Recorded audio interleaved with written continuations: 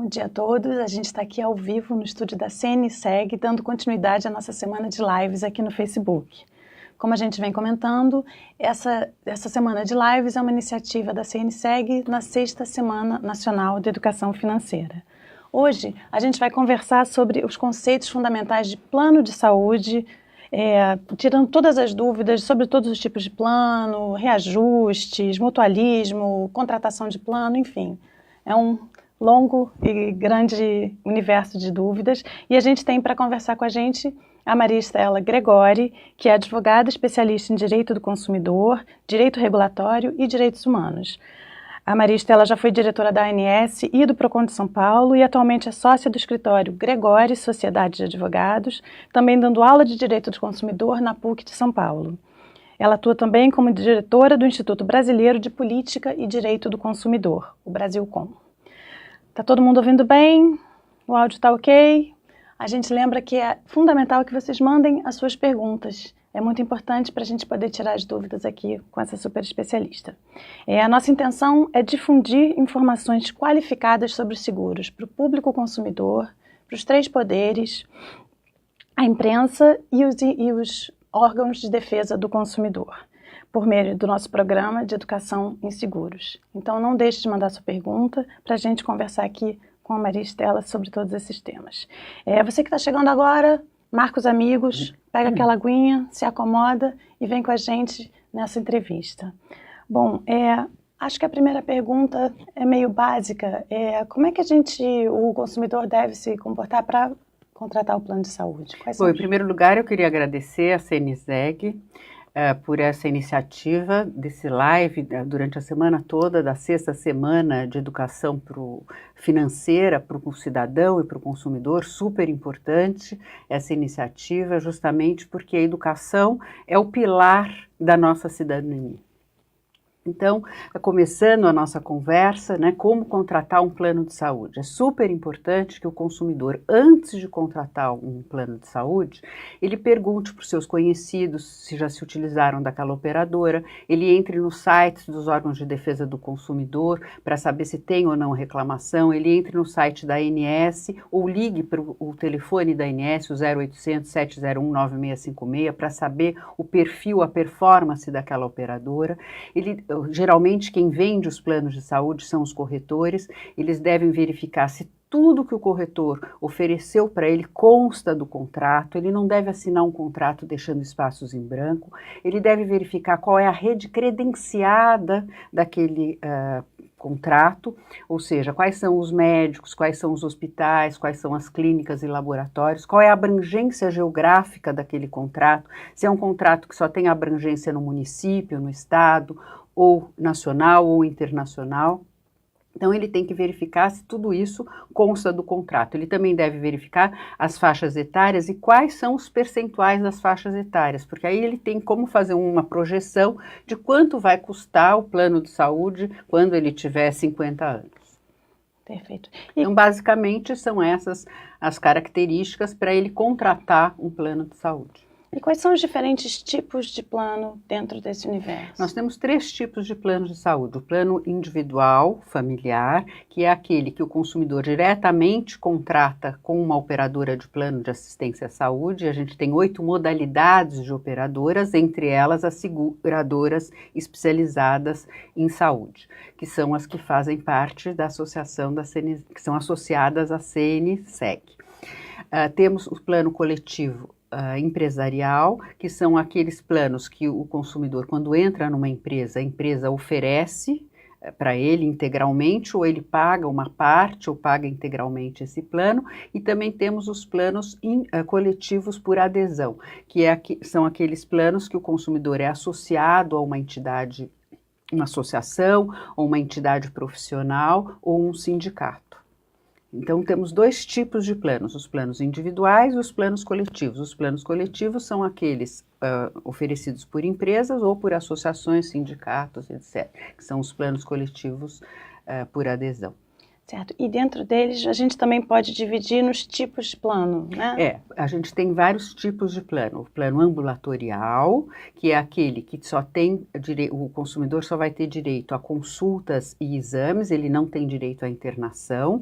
Aí tem o plano hospitalar com obstetrícia, que ele tem direito a ficar internado em leito ou em leito de alta complexidade, que são as semis-intensivas, as UTIs, ou o plano hospitalar sem obstetrícia. Ele não tem direito à obstetrícia, né? Ele não vai ter direito a parto, aí ele só tem direito à internação, ele não tem direito a consultas e exames nos planos hospitalares, com obstetrícia ou sem obstetrícia.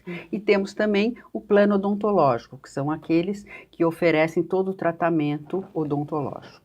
Certo. Um tema que a gente tem tratado muito aqui durante a semana é a questão do mutualismo, que está na base, né, do conceito de seguro. Você pode explicar para a gente como é que ele funciona especificamente no setor de saúde? A ideia, o plano de saúde, a característica do contrato de plano de saúde é de natureza securitária, ou seja, essa ideia do mutualismo, que foi muito bem explicado pela professora Angélica Carlini na segunda-feira. O mutualismo é o seguinte: o consumidor, ele paga a mensalidade dele, só que outros consumidores também estão pagando, né? Um pool de consumidores pagam, e apenas alguns se utilizam desse plano. Muitas vezes eles falam assim, justamente quando eu preciso utilizar, eles me negam o atendimento. Ele não imagina, ele consumidor, que outras pessoas, mesmo ele não utilizando, estão utilizando por ele. Ele não tem essa ideia de solidariedade, do mútuo. E ele precisa saber disso, né? Que outras pessoas, ele tem que pagar em dia justamente, porque é um contrato que ele se sustenta com a participação de várias pessoas. E justamente por ter várias pessoas, ele fica mais barato, né? É menos oneroso para o consumidor, justamente porque tem essa mutualidade. Essa questão da responsabilidade leva a uma outra questão que é muito importante, que é o uso consciente, né? E como é que isso leva para a questão da atenção primária. É super importante o consumidor, hoje, né, o consumidor no Brasil, ele tem muitos direitos, né? Tem o Código de Defesa do Consumidor, no caso dos planos de saúde, a Lei 9656, que é conhecida como a Lei dos Planos de Saúde, mas ele também tem deveres. E entre os deveres dele na questão da saúde é super importante, primeiro, que ele tenha uma vida saudável, né? E que ele tenha o uso da consciência, o uso consciente do plano de saúde, ou seja, ele só vai se utilizar quando é realmente necessário a utilização dele. Por exemplo, ele só vai fazer um exame ou vai ser internado se um médico determinar isso para ele. Não é porque ele tem a carteirinha que ele tem que fazer todos os exames que ele quer, só com a orientação de um médico. E ele tem também a possibilidade, quando as operadoras oferecem, os programas de atenção primária à saúde, né? Ou seja, isso é super importante que eles façam adesão a esses programas, porque justamente pensando na saúde e não na doença, ou seja, fazendo uma prevenção, né, das suas condições de saúde. É super importante, se a operadora oferecer para ele, que ele entre nesses programas, que é uma forma de uso consciente também do seu plano de saúde.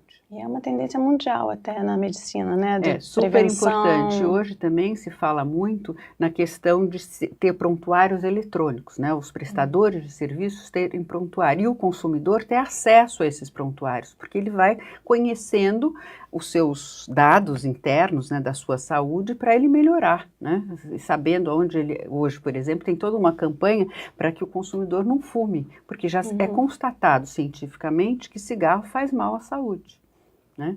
Ou seja, é importante que ele participe desses programas. Certo.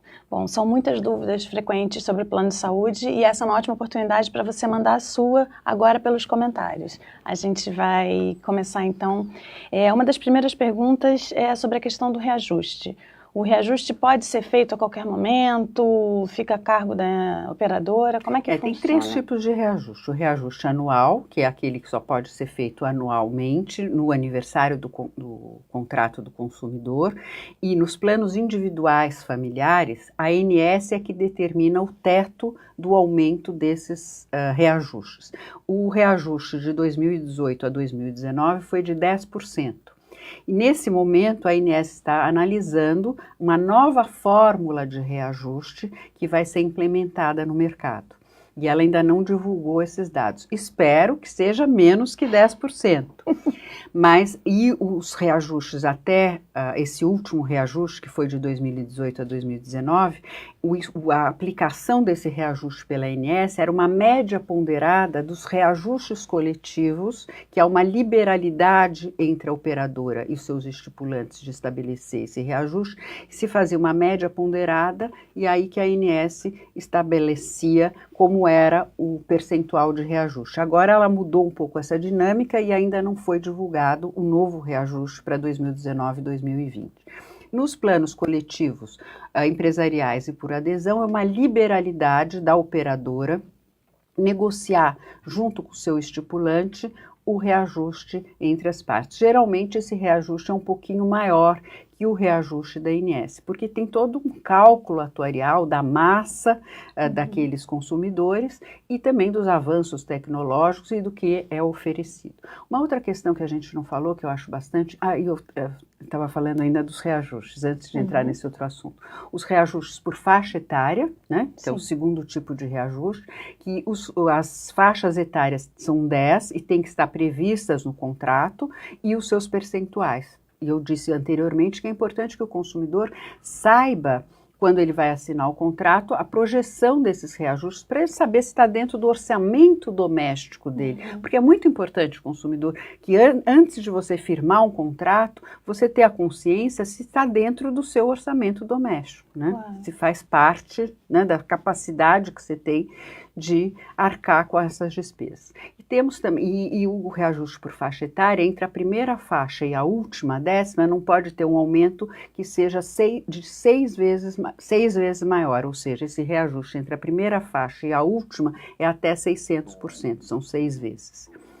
E também temos o reajuste por sinistralidade nos contratos coletivos, que é aquele reajuste que também só pode ser previsto anualmente e é de acordo com a utilização do plano de saúde nos contratos coletivos. Então, são 3 tipos de reajuste.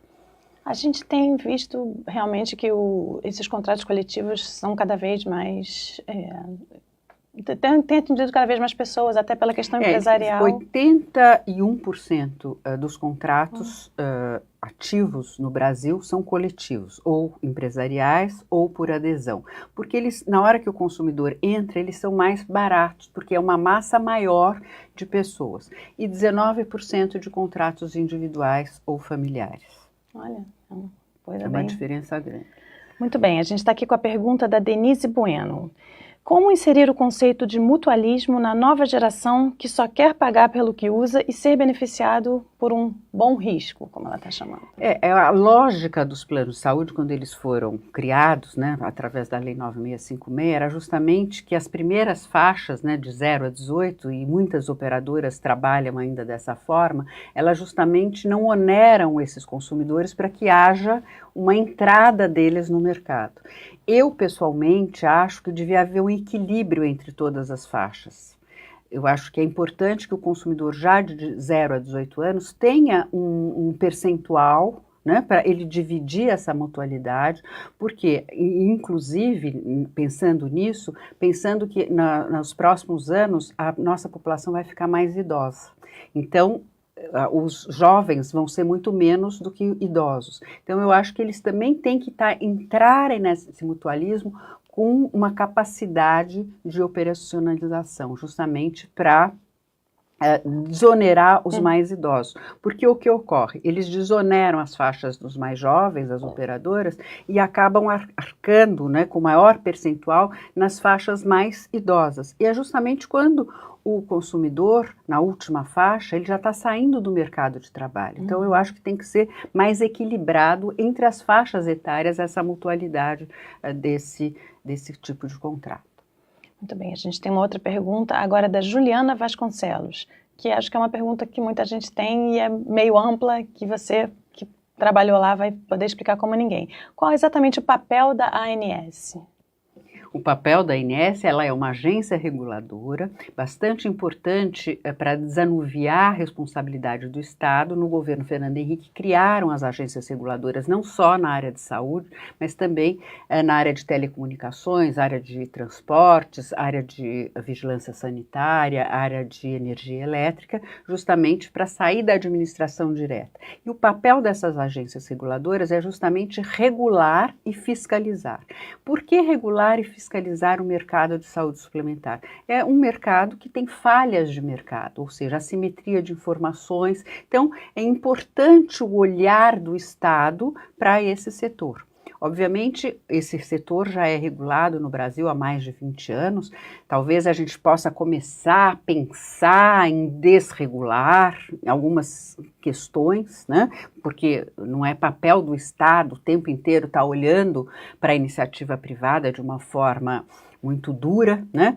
Porque ela dá subsídios para que eles comecem a pensar, como dizia Adam Smith, a mão invisível do mercado, ou seja, o próprio mercado se regular. Mas aí acho que ainda não é o momento exato de desregular, mas a gente já pode começar a pensar em algumas coisinhas, inclusive na questão do reajuste dos planos odontológicos, já há uma liberalidade. A ANS nos planos individuais, ela, quando há previsão dos reajustes, ela já está livre para as operadoras definirem esse reajuste, ou seja, já está abrindo um pouquinho essa regulação.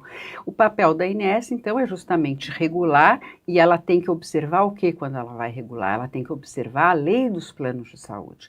Algumas vezes ela não obedece essas regras, e aí começam os conflitos que acabam aonde? No Poder Judiciário. Então é muito importante que a ANS, ao regulamentar a lei dos planos de saúde, ela observe os ditames da lei 9656 e os ditames do Código de Defesa do Consumidor para que não tenha conflitos no Poder Judiciário.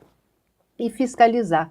Eu acho que quando eu era do PROCON, há mais de 20 anos, eles eram campeões de reclamações nos órgãos de defesa do consumidor, os planos de saúde. Depois da criação da ANS e a edição da Lei 9656 dos planos de saúde, esse assunto diminuiu sensivelmente. Por quê? As operadoras começaram a respeitar as regras vigentes. Então, esses assuntos diminuíram, mas a gente observa que o Poder Judiciário há uma judicialização da saúde muito grande. E uma coisa que eu acho bastante importante falar para o consumidor é que quando ele tem uma reclamação, ele, em primeiro lugar, ele entra em contato com a sua operadora de plano de saúde. Elas têm o SAC, né, o Serviço de Atendimento ao Cliente, elas têm o call center e elas têm uma outra figura que é importantíssima, que são as ouvidorias, que no caso das operadoras de plano de saúde, essas ouvidorias, elas têm o papel de segunda instância dentro do âmbito da empresa de solucionar os problemas dos consumidores. E aí, nesse caso, não tendo solução dentro da operadora, o que ela deve fazer? O consumidor deve recorrer ao consumidor.gov.br, que é uma ferramenta nova que a maioria das grandes empresas do mercado já aderiram a essa ferramenta. Aí ele faz a sua reclamação nessa ferramenta digital, a operadora tem 7 dias para resolver o problema do consumidor. Aí, se não resolver o problema do consumidor, aí essa ferramenta encaminha para o PROCON da cidade do consumidor, e aí, não havendo acordo no âmbito do PROCON, aí que o consumidor recorre ao Poder Judiciário. Não tem cabimento o consumidor ir direto a reclamar o seu caso no Poder Judiciário. Ele tem inúmeras ferramentas consensuais e de mediação conciliatórias antes de procurar o Poder Judiciário. Lógico que é um princípio constitucional o acesso à justiça, mas a gente tem que trabalhar não com os conflitos, a gente tem que trabalhar com a cordialidade, tentar com o diálogo resolver os seus problemas. E existem canais, muitas vezes o consumidor não sabe que tem. E é super importante que a gente divulgue. Todas as empresas, as operadoras, devem pôr no seu site essa ferramenta, o consumidor.gov. Inclusive, essa semana eu vi que a Senacom, a Secretaria Nacional de Consumo, firmou uma parceria com o Conselho Nacional de Justiça para que mesmo aqueles consumidores que cheguem no judiciário com uma ação de consumo, entrem antes no consumidor.gov.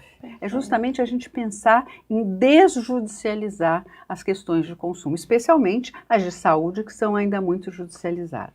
E são geralmente urgentes, enfim.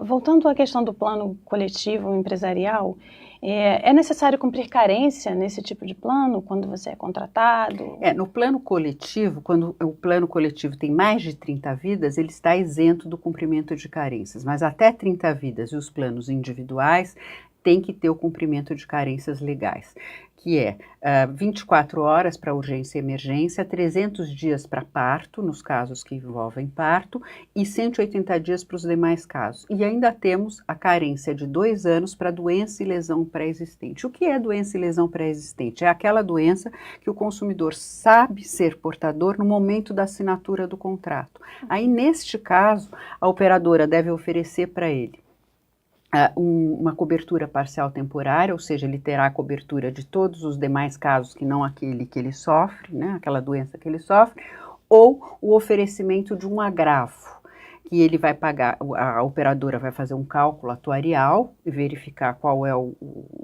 percentual, o valor que ele deve pagar, e aí ele tem o atendimento, inclusive, daquelas doenças pré-existentes que ele sabe ser portador. Então, nesse caso, ele vai pagar um pouco a mais, mas vai ter a cobertura da doença e lesão pré-existente que ele tem. Muito bem, tá certo, Maristela. Muito obrigada. Foi muito rápido. Muito rápido, né? Eu estou às ordens para outras oportunidades. Achei bastante interessante essa forma de conversar com os internautas do Facebook. Que ótimo. Gostei demais. Que bom, muito a gente obrigada. adorou também. Imagino que vocês também tenham gostado tanto quanto a gente.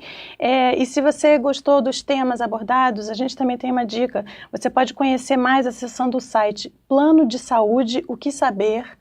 .com.br. Lá você encontra todas as informações sobre o plano de saúde, tem vídeos, cartilhas informativas para download gratuito, enfim, é uma forma também de continuar um pouco essa conversa, focando especialmente nessa questão da informação do consumidor, né, que é muito importante para evitar a judicialização e tantas questões que a gente falou aqui. Bom, a gente vai encerrando por aqui, infelizmente, e lembrando que amanhã a gente está aqui de volta no mesmo horário, também infelizmente é o último dia, mas enfim, teremos a entrevista, a gente amanhã vai conversar com o Natanael de Castro, que vai falar sobre capitalização. Ele é especialista da FENACAP, que é a Federação Nacional de Capitalização, e vai estar aqui falando sobre os mitos da capitalização, que também é um tema com bastante dúvida. Então, continua seguindo a gente. Muito obrigada pela participação e até amanhã.